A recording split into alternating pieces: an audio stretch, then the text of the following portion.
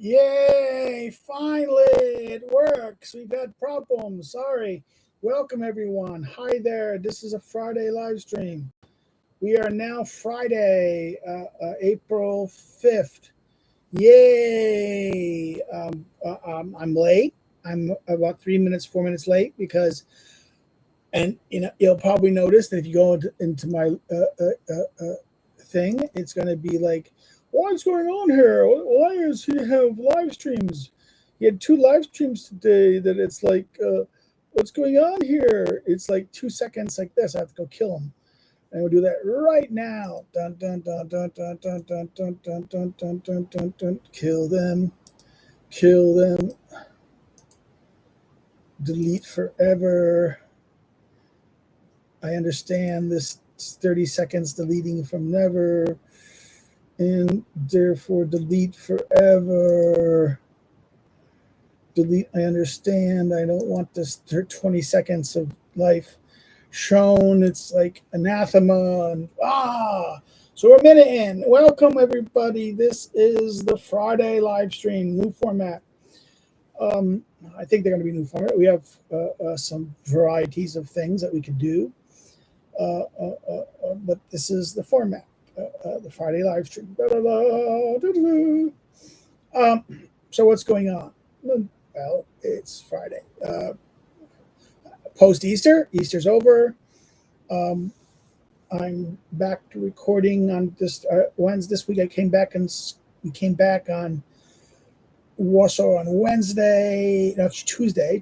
Wednesday was weather. I taught my class on Thursday. I went to school, so we was turned back to school Thursday.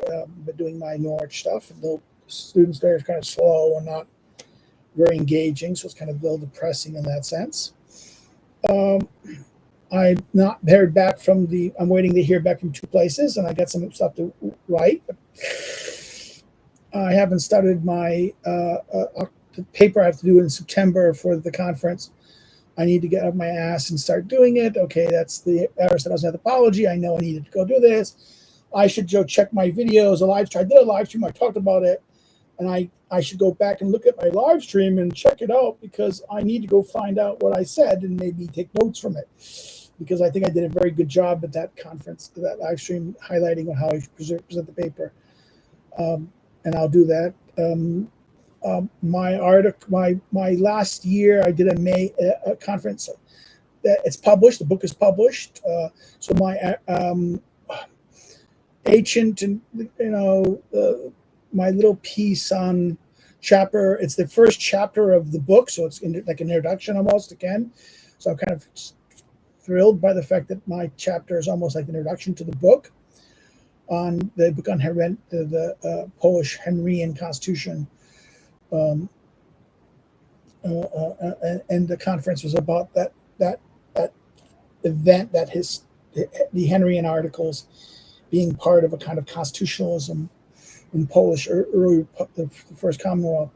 And I did my piece was about ancient Greek and Roman origins of constitutionalism. Talked about the ancient Greeks and then Romans and the medieval application of the Greek and Roman understanding of the Constitution and constitutionalism. So that was it's a little piece. It's out by the Polish publisher. It's an English book, so it's interesting.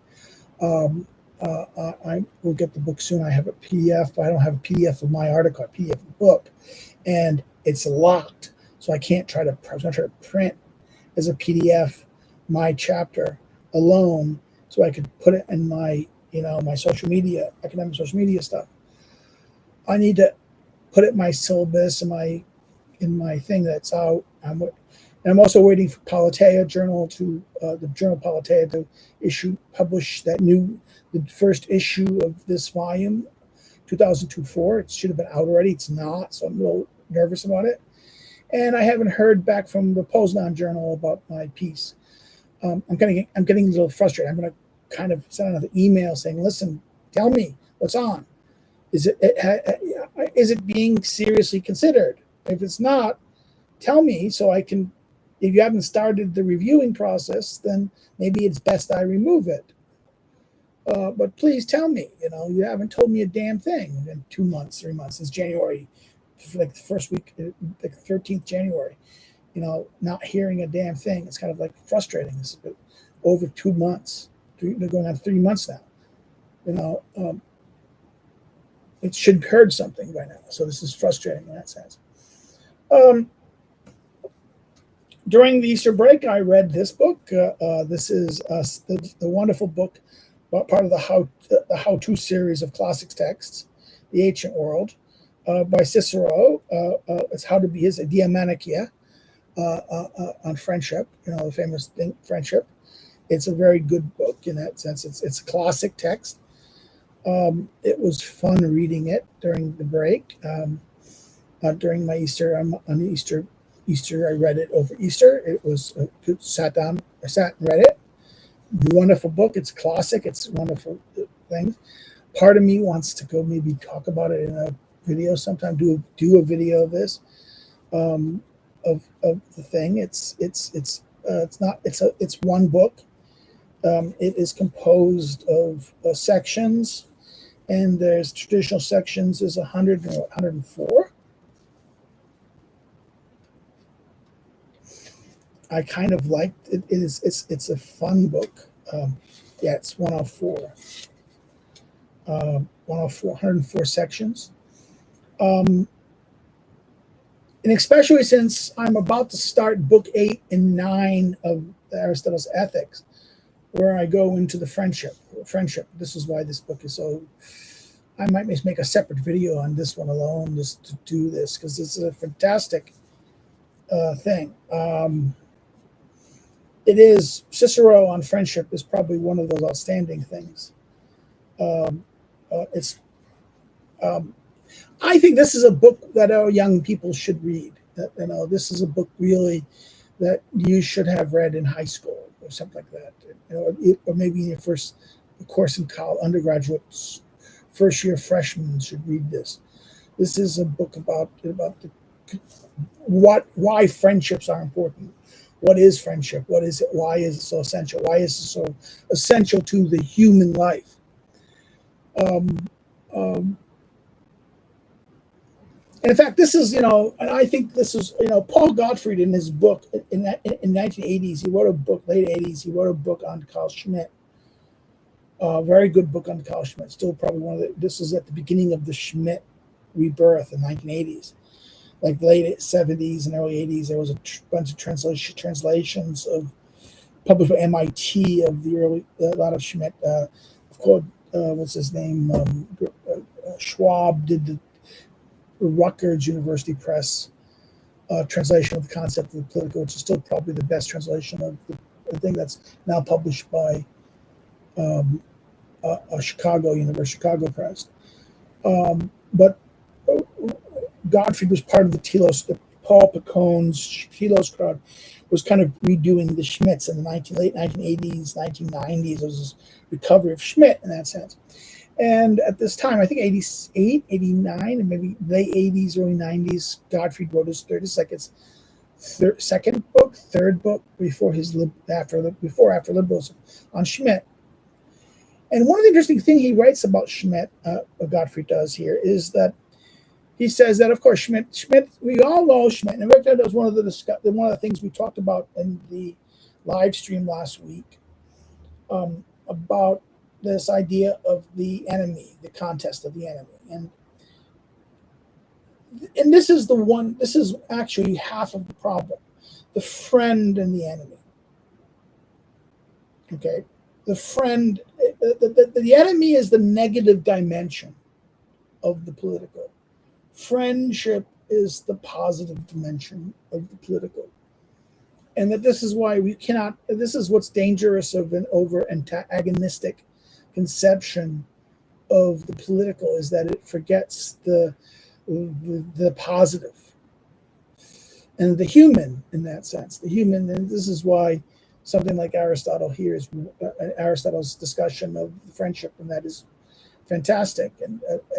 But Cicero's was equally fantastic, to understand that this is the human in that sense. There's something about human being, the human nature that requires the other. that needs the other, that fulfills ourselves. That is where that the good being good people good it is that there is something our and our friendships are beyond time too. That's interesting. His point about that is even that because the it's a dialogue. It's kind of a dialogue. The Amica is kind of a dialogue where Cicero is bringing up a memory of a discussion of someone who just lost a friend. He just the key narrator, the interlocutor, is someone who was a good friend of the Scipio Africanus, the younger, and who's just died.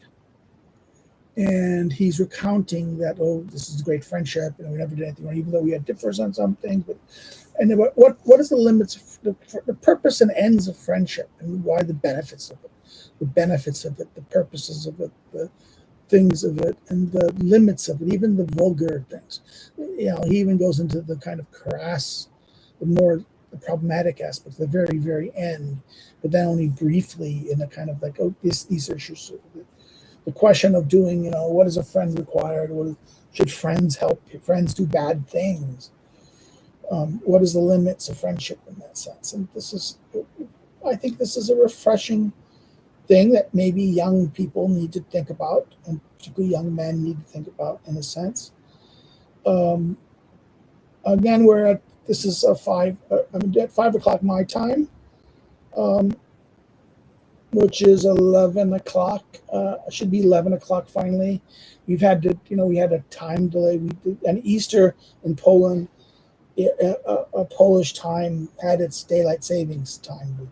We went up. We went up an hour, right?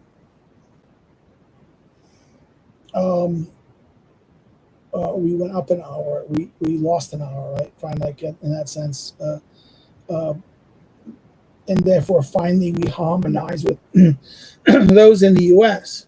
So instead of doing it 4 here, I'm doing it 5 today.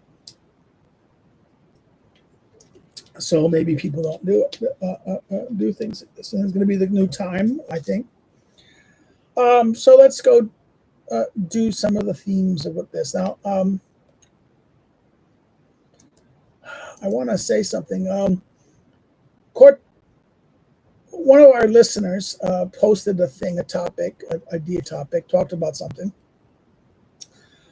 About the UK, there's been discussion of the growing prominence of Islam in the public sphere. And he correlates, wrote in his thing, I read something he said, I remember recently something he was reading, the Pierre Manent book on natural law and natural rights. And he says, in the book, he says, the eminent sociologists who recognize specialists on Islam condemn Christians who publicly express reservations about LGBT rights because it brings them into conflict with shared European values, but in the same time declares that Islam of the new Muslim elites and Islam that is not necessarily liberal is compatible with our modern societies. So, the correlates argues in this way, Olivier Roy expressly condemns among Christians who what he refuses to judge among Muslims. Okay, so it is not only our country but also ourselves, especially that criteria of human rights must be applied without reservations, about taking mitigating circumstances into account. Right, therefore, we have the universal criteria of the rights of man. Must we judge in virtue of this criteria? At the same time, this criteria decrees that we are obliged to judge or forbid us from judging according to these particular cases. What kind of significance might rise of Islam have for liberalism in previous Christian countries in this sense? I think that's a very good question in that sense. In other words, this is we in a Christian country, it's wrong to oppose, because us Christians and Christianity, liberalism grew out of this. And us Christians in these countries it's wrong for Christians to oppose LGBT rights, because this is contrary to common European values. But Muslims, we can't control. It's wrong to condemn Muslims because if we condemn Muslims, and this is Islamophobia, and okay, this is the funny part about this: the Muslims who are anti-gay. Leads to the weird thing that we have many people on the right, these gays on the right, who are anti-Muslim in that sense, because they see that Muslims are against them and against their lifestyle, and therefore they oppose Muslims and want to preserve Western civilization is this peak of homo man, LGBT rights, right? And Vidica says Aurelian double think in a way. Yes, and that's the weird thing. This is the double think. The question has to be, what is the good? Liberalism puts aside what's the good. Liberalism always has to put aside what is the good, what is the truly good, what is the correct, and it does so for the sake of peace. Remember, that's the whole point of liberalism. Liberalism wants to set aside questions that will set a situation where there would be conflict, and therefore says, okay, for the sake of peace, let's not concerned with virtue. Let's just satisfy with prosperity. As long as everyone's prosperous, then there's not going to be a problem. There's not going to be much conflict in that sense. We can be proud. In other words, that we will be tolerant. We don't want the question of truth or goodness or correctness to be the issue. What we will do is we'll settle for peace. Right? That's the Hobbesian contract. This is the lowering from the good to the transactional.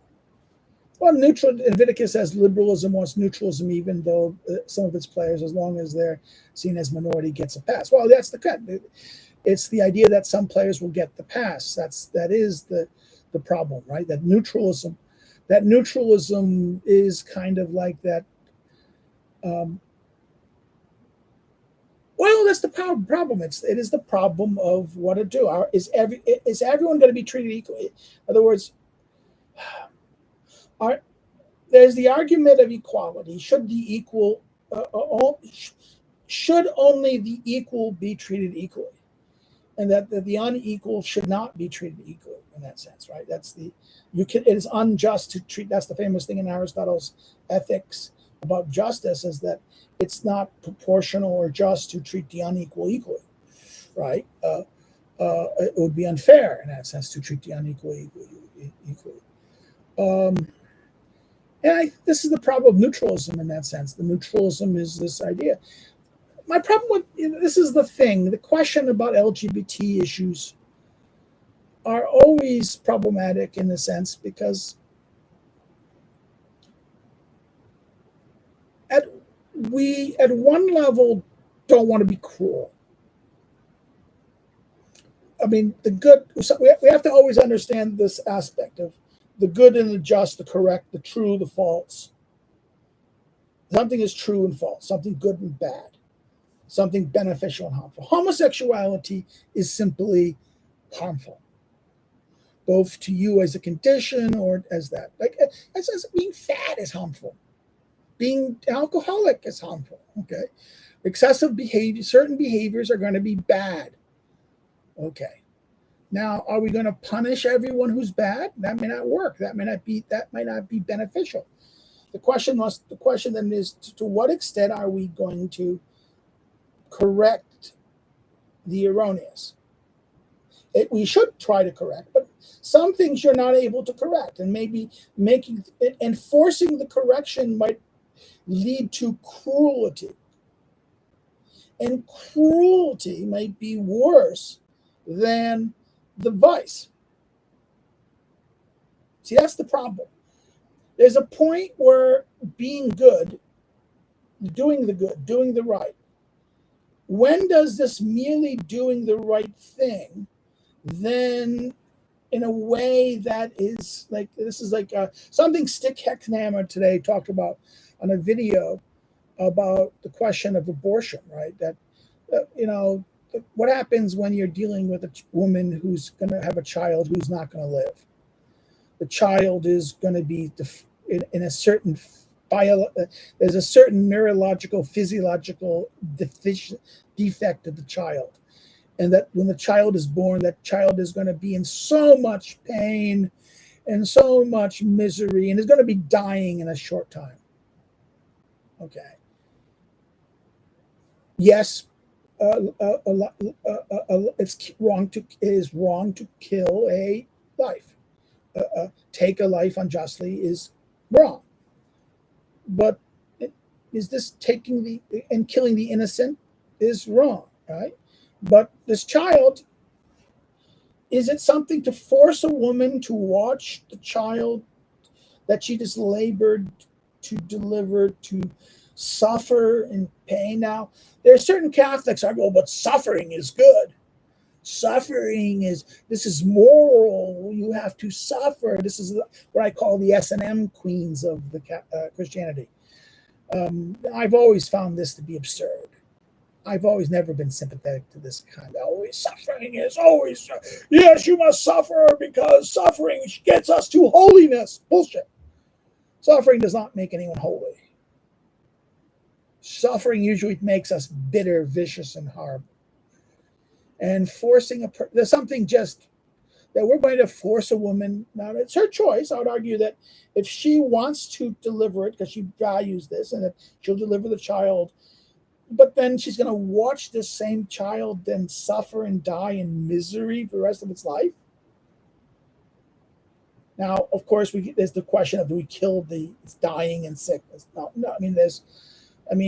Doctors should do no harm in that sense. And carers shouldn't do that kind of thing. We understand that. But at the same time, we shouldn't be cruel. When does that pain that is suffering and it's inevitable, or something that is done for the sake of enforcing the right, becomes cruel? This is something we have to address. And actually, there is the very good, what's her name? Judith Sklar famously said in her, I think this is also echoed by Richard Rorty, about cruelty. This is kind of a Hobbesian point that we want to avoid. We want to avoid not only violence and death and pain, violence and death. In other words, we escape the state of nature to avoid the state of pain and viciousness, and to escape to get security, to secure our lives and our persons and our things, right? But also, therefore, the modern direction of this is also cruelty. We want to avoid cruelty. There is something about cruelty that is inhumane. And therefore, the question of this is where we have to look at virtue and questions of virtue in a new way. This is where liberalism has okay, but we are confusing exceptions with the creation of standard. Well, we're confusing exceptionalism with the creation of a new standard liberalism feeds on, both the LGBT and abortion stuff. As a Catholic, I see suffering as innate to a foreign world, not God. Well, okay, this is my problem. I don't necessarily think, yes, the world has fallen, but that doesn't mean suffering. In that fundamental sense of physical pain and misery, of agony and misery, like this. This is something that God, a loving God, one who loves, does not cause you to suffer this pain and agony. Now, at that moment, God may think, why does God tolerate? This is one of the big questions about God, about why does he allow such suffering? Okay. Maybe he doesn't allow that suffering. The suffering is endemic to our choices and our things. And eventually that the suffering is temporary in that sense. It seems from a fallen world, not God, is what I meant to say. The world isn't fallen. It's not from God. Your idea that the world has done it. But God is omnipotent. God created the world. God created the world. You can't escape that. This is why you have to understand that the evil God, God cannot escape. Just to argue for freedom, if you have an omnipotent God, an omnipotent and omniscient God, then you can't escape the problem of evil. This is a perplexity. This is a problem. We must hope that the God is ultimately the loving God in that sense. And that the pain that we are feeling, or the suffering we are enduring, yes, it may be due to the imperfectity of the world, but the fallenness of the world is a product of our creation, our doing, human doing. Nature is only corrupted by man in that sense, human willing, human action. That ontological evil of our choice, the human being choice, creates the fallen world. That human sinfulness, human sin, cracks the ontological existence of the created world. But the created world is perfected in that sense. This is why Christianity and these things are very thematic in that sense. But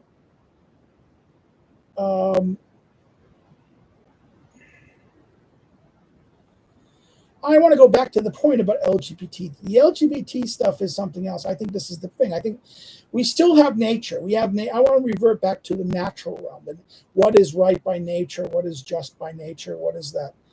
The problem with the LGBT, you cannot make the argument that this is a good by nature. These are not normal. This is not the norm. This is the exception. This is, in other words, the norm is that that allows us to fulfill our natures as human beings and allows us to be happy, to fulfill our natures. Well, LGBT crap doesn't fulfill our natures. It's an error. It's a defect in the structure of it. It exists in the natural realm, but it's an error. It is not one that fulfills the design, but rather an error that can be used sometimes to benefit the group or to benefit the structure. But there's a difference here. We have to always distinguish between the function of a thing, what is the virtue and what is right of the thing, but then the exercising when we judge it. This is where I would say, this is why there's the question of how we do this. And that goes back to my point about this, about how, don't be cruel, don't be vicious, don't be these things. Don't go to extreme. But that's a neither here nor, but the other problem here is the question of Islam. Back to Corlitz's question to me in that sense. What about this? Why is this exception? We're giving this exception that we, the majority, these need to accept this new world of these new values. This liberalism, the values of liberalism. But this values of liberalism is suicidal. This is a death cult. The LGBTQ plus trans world is a death cult. There's no future in it. There's no future in it in that sense. There's no possibility of a future, of a humanity that continues. It's a death cult. It's like environmental death cult. It is a kind of rejection of life and a rejection of existence. It's a rejection of nature and the natural order. Oh, but no, nature is okay. You're saying it's the power. And Leviticus says it's a power. It's a power fantasy. Of the straight allies and the validation of individuals. No, I don't even think it validates an LGBT individuals. Most people who are LGBT, really truly LGBT, are struggling with this. This is a struggle. This is something that is like that they are themselves struggling with. That they have it is something that they feel. It's like a weak. We've been studying in the Aristotle lectures, going over in ethics, we've been looking at book 7, and which deals with not weakness of will, but lack of self-restraint or acrosia, right? And homosexuality is kind of acrosia in that sense. That that most homosexuals, what happens is that the ones who understand it, and that this is the thing, that versus those who simply have embraced this lifestyle and thinks it's a good. Now, this is the perverse. There's 2 types of homosexuals: the ones who know it's wrong because it's not good, it's not natural, it is the defect, it is that, but they can't they lack the self-control to overcome it. Right? That is the way to understand that in that sense. This is going to be controversial. Oh my God, how dare he say such a thing? But, well, let's look at this. This is the question then, is how should you feel towards those people? You should feel pity. Even the ones, the dangerous ones, and this is maybe this would Ed Dutton, spiteful mutants. What are they? The spiteful mutants are those who argue that bad is good.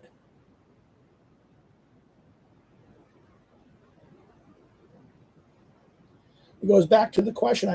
I think it's because liberalism loves the neutral and the alien,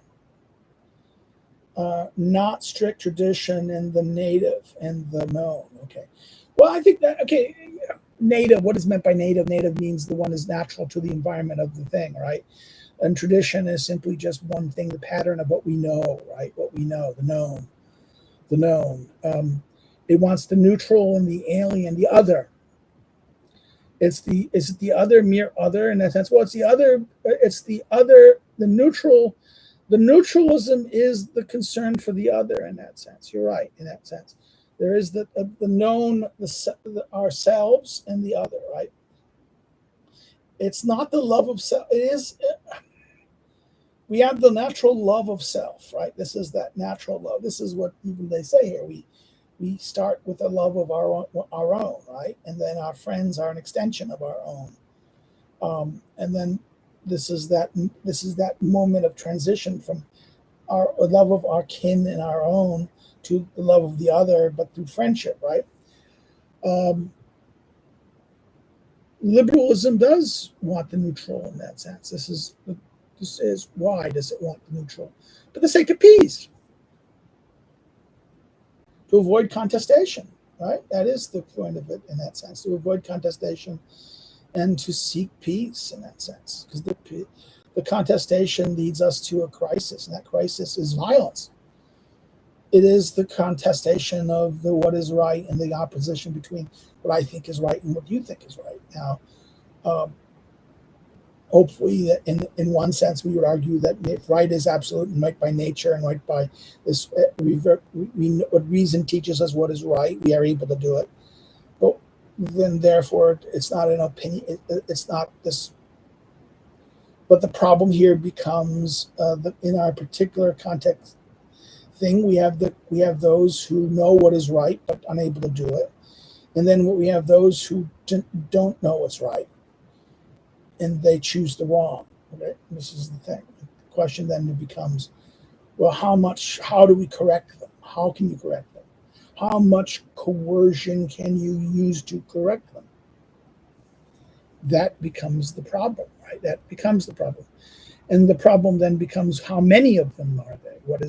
Given that maybe more people don't know, maybe are more, in other words, what is the degree of those who don't know what is right and choose the wrong versus those who know the right?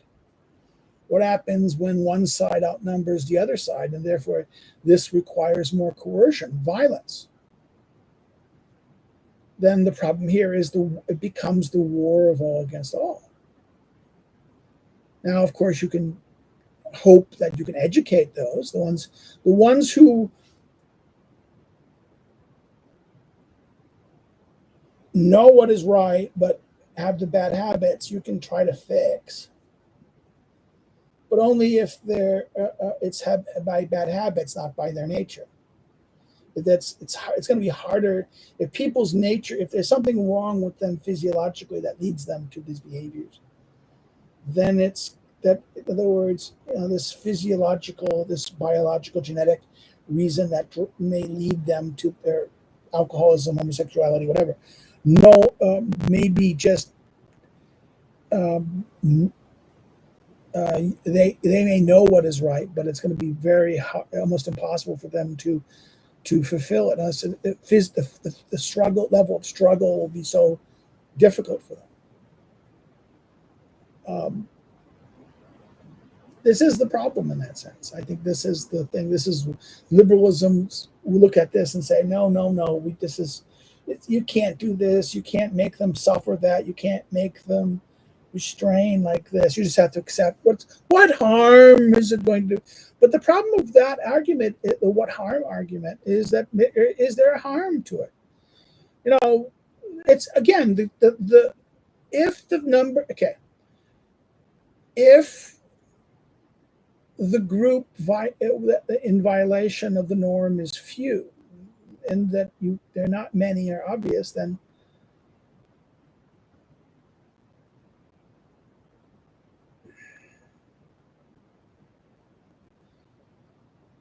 okay. So once, again, this is that point. Once liberalism has a accelerationism, any type of conservatism, reactionary notion or reverse is more difficult. Well, yeah, but that's the size of it, right? The degree of it, and that's going to be the more difficult, and it's going to be more violent. But I actually think nature reasserts itself in the end. I think eventually that this product is never going to be. I think right now what we're seeing is more a psychosis of the straight. In other words, people sympathizing with this, and I think this is more due to the nature of mass society. I'm starting to think that that the nature of mass communication produces a new situation of mass. That the nature of the internet, global communications and global media and social media and these things like this creates a new form of social mass. And like any large-scale organization, the rule of iron law of oligarchy, Michael's law or Mosca's law, is at hold. That the larger the social network, the larger it is, the more increasingly oligarchic it becomes. So what ends up happening in these new social media is minorities, very specific minorities, become extremely able to become vocal, and they now capture the definition of what is right, and everyone's hearing this, right? Monkey see, monkey do. The monkey see, monkey do aspect of human beings. Human beings are social herd animals. That what happens is that they hear all this voice out there, and this minority voice, minority opinion, because so predominant in the networks and the structure. And I think this is not necessarily a conspiracy in that sense. This is the nature of any large-scale massive structure. Once you have a massive structure like this, the massive communications, what will happen is a minority or a fringe, a small group, will easily capture the system. Why? Because the nature of the human, most humans will become passive. Those who are active, in other words, the active versus the tendency among human types. Most people are not proactive. The proactive people will be proactive, and they're going to be a perspective. The people who are those who are able to be articulate and communicate effectively, again, be skilled in these techniques, are going to be fewer in that. So therefore, you have this ever-increasing spheres of fewness that is able to spread its message in the system. And it's going to be so lot, because these will be repeated, and therefore the rest of the participants and watchers, the more passive ones, will say, "Oh, these are the leading voices, and I'm going to submit to it." Okay. I think this is the problem here, and this is the thing, and that so this is why, in a mass scale, this becomes more of a problem in mass scale societies. Accelerationism is not a product of this. Accelerationism is an accidental phenomena of the fact that we moved into mass society. We moved into a society where there's only these isolated individuals and no instruments of intermediation. And then what happens is that a minority voice can easily get a hold of a thing and create itself as the new majority.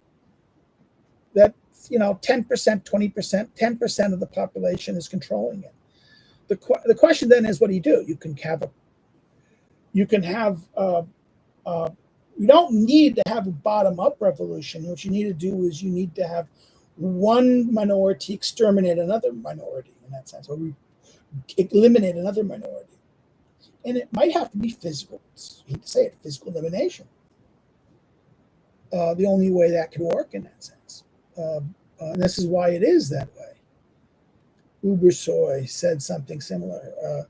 10% is the key number. I think, it is the key number for belief to become popular. I think that is true. And at large scales, this is the difference between small scale communities and large scale communities. Gemeinschaft versus Gesellschaft, right?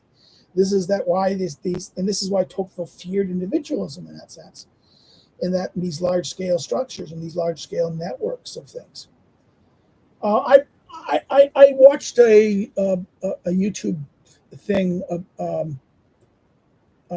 interviewing. They was interviewing this guy who's a book about this question, this media question, and I just bought the book. And I'm going to read it because I'm very much interested in this question of this, how this network, and it has dawned on me. I just applied a Pareto, Michael's law, and this applied it in the communication sphere. That once you understand that the social media world is this large network, so large, in fact, that it's going to automatically be a oligarchic environment for it to work. It can only be an oligarchy. In other words, it only will become organized when an oligarchy controls it. Otherwise, it's just too chaotic and it won't work. It will be too chaotic until we broke down. In other words, and the scaleness, the largest of scale, an oligarchy must the few powerful. It is the ordering principle. The ordering principle of the thing, for it then to control the system. In other words, you can only have a large scale participation in a smaller body. The nature of participation decreases. Yes, you have the illusion of participation, but what happens is most participation will be just virtue.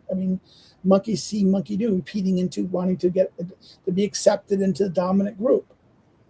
What happens is that the establishment of a dominant opinion emerges. That the opinion becomes dominant because it overwhelms the system. It gets repeated. And then people will, in order to get into the system, will repeat the system.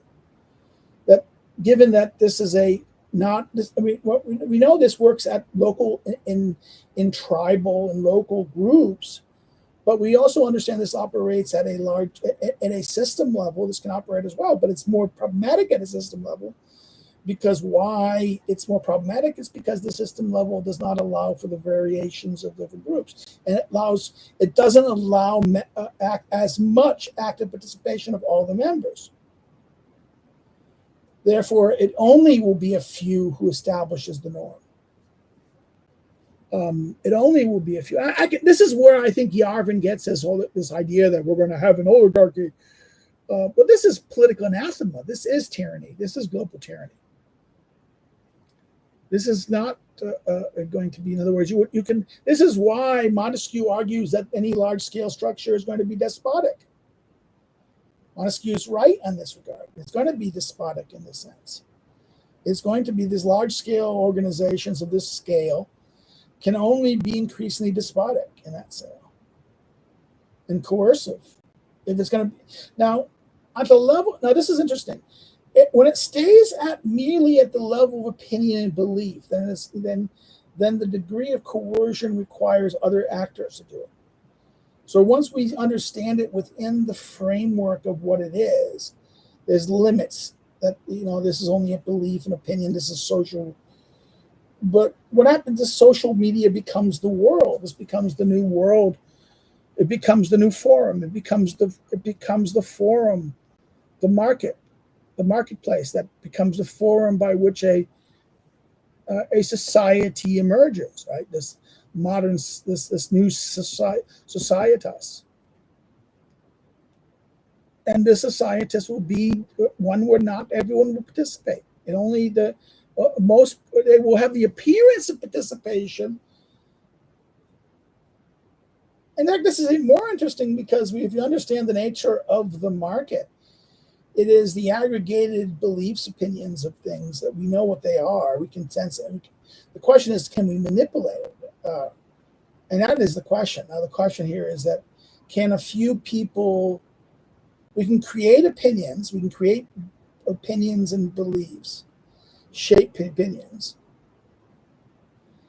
Hey, isn't this similar to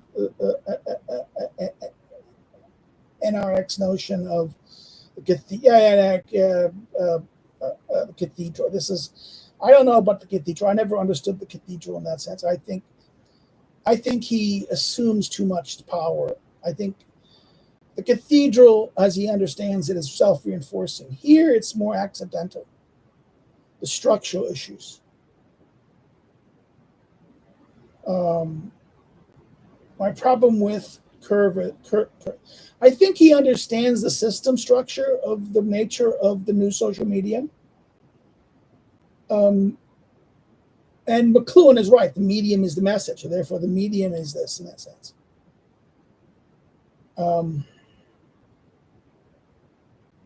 Oligarchy is not okay. Oligarchy is natural only because of organizational size.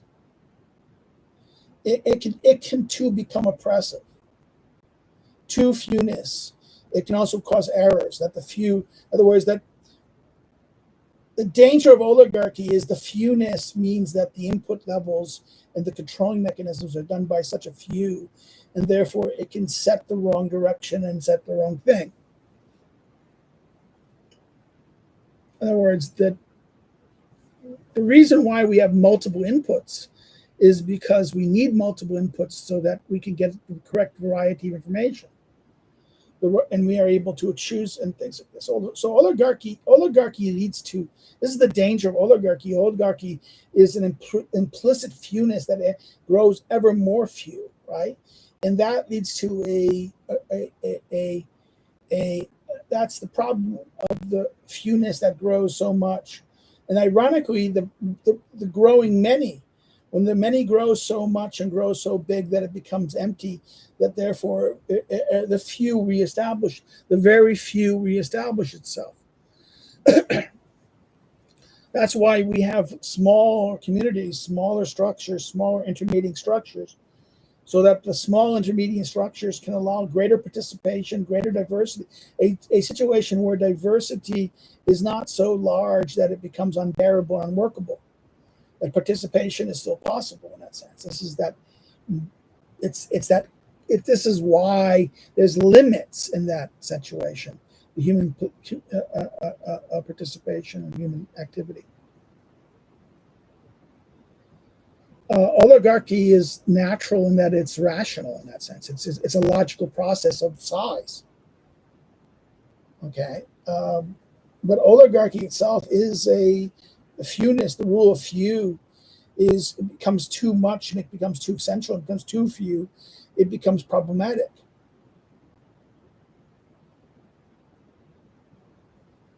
Well, accidental. Yeah, it's not. Well, I would say accidental. Sometimes it's accidental, but sometimes it's just a question of size. That the network or the thing is, you have a thing that's big. If the thing, the unit or organization is simply big, for it to work, you need to have a few people doing it. Not everyone, and it's not going to work if everyone participates. It just won't work. Right? That's the whole problem of participation, communication problem. It's Samuel Huntington in his book American Politics, Promise or Peril talks about this. It's the paradigm of what happens when you have too much participation. That there's a certain point when if you over increase participation, then you have a breakdown of the system as well. And if you don't have enough, in other words, there's not enough participation, then what happens is the oligarchic orders establish itself. But if you have too much participation, what ends up happening is the systems break down, and that the thing just breaks down, and therefore either elites assert themselves, new minorities and new groups will assert themselves to reestablish order and control. Right? So therefore, that's the nature of the system in that sense. There's a certain point, this Pareto optimality point in these things.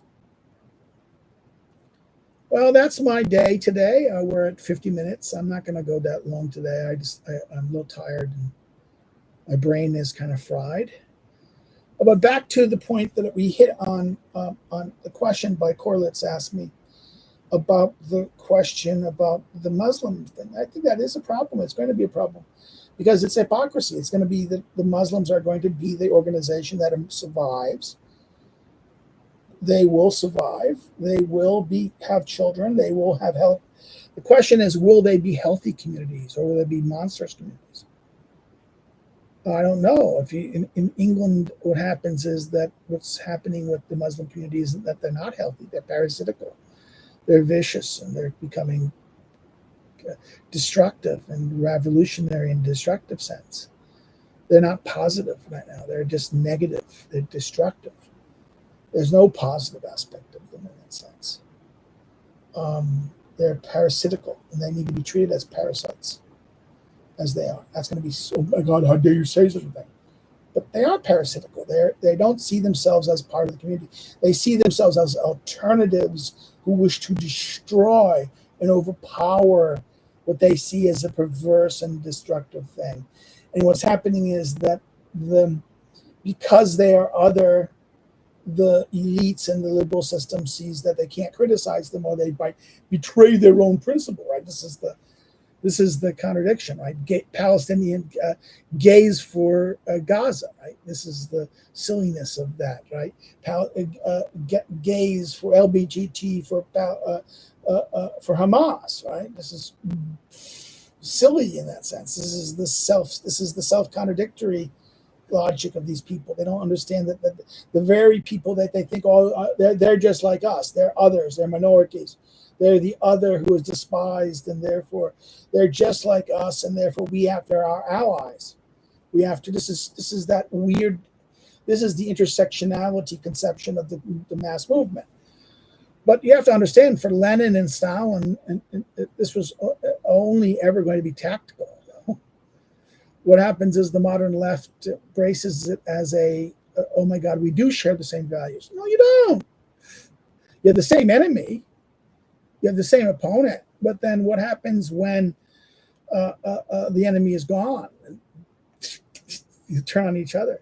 That's why I'll feel no sympathy for the LGBT community when the Islamics, they help bring in power. This is the irony about what happened in the left wing Israelis who sympathized with the Palestinians were the biggest victims of October 7th. Remember that. That was the most horrifying things. It was among those communities the most sympathetic to the Palestinians who took it in the nose more brutally by the same people that they were always sympathetic towards. Okay? They were raped, and the people who helped and tried to benefit and employ the Palestinians and work with them and make their lives better were the ones most brutalized by what happened on October 7th. There is kind of what's going on here? This is the kind of moment where you have to look at this and that you've committed suicide. You have people who despise you and you try to help them, or maybe they'll get better. No, it's not going to work. If they despise you, take them at their word. When people say, I despise you, you should accept this in that sense. But you don't have to be vicious towards them. You just say, okay, no. But the problem with is that the liberalism that many of these Israeli leftists had is that, oh no, this is wrong, and I want to help them, and I have to, I'm too privileged, and I need to help them and beneficially to do this, but that exposed themselves to what will happen, because they knew exactly who to go to. They mapped out, they knew who was who and whose house. Therefore, who got them the kid? It was the people who they helped and they benefited, informed Hamas, the very people that gave descriptions of which house to go to, where to go to, who to do. I mean, this was it was the very people that they were helping were the ones who then led the people to murder the people that they helped. Okay. This is the problem here in that sense. This is the problem of the liberalism doesn't make you aware of the problems. Liberalism says, oh, I have to do this. I have to do this good thing. I have to be tolerant. Well, the question is tolerant for what?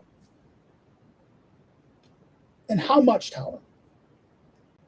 And when does it become a problem?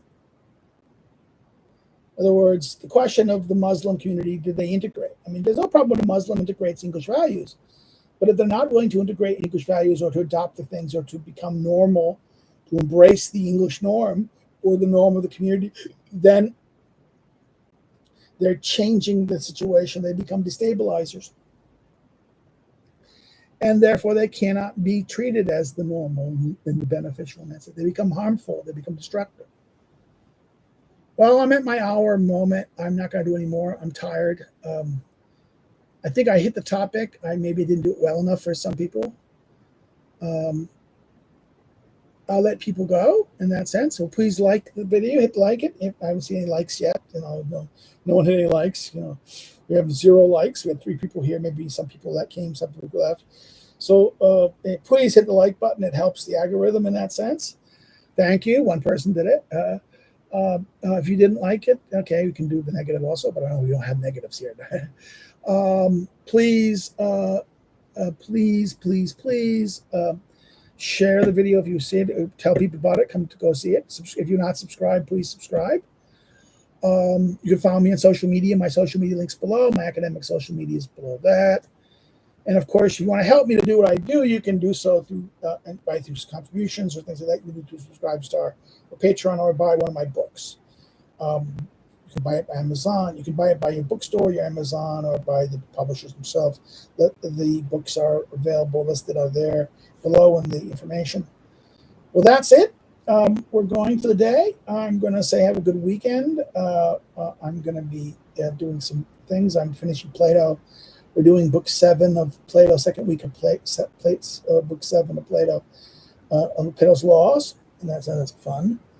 And I'm going to be thinking about what to do. I'm going to be doing that again after the ethics. I will probably do a run of the Prince. I promise people to do a run of the Prince, and I will do the Eminent ethics as well. Those are the big things, and maybe I'll do the small books as well. Okay, that's it. That's it for the stream. Take care and bye-bye. Have a good one.